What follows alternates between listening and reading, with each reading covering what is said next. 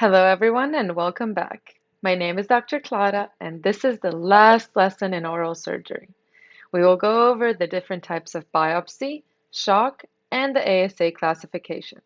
Now, just a reminder that all the information that is bolded and highlighted in blue is something I've seen come up on exams like these, and you should try to remember those.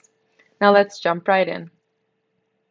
Okay, so a biopsy in general means taking a piece of tissue that is for any reason suspicious. So, what are these reasons?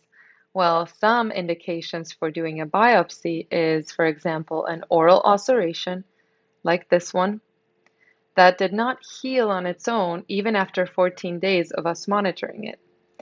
Next, pigmented lesions like these. And also be mindful that an unknown cause of paresthesia is something that should sort of concern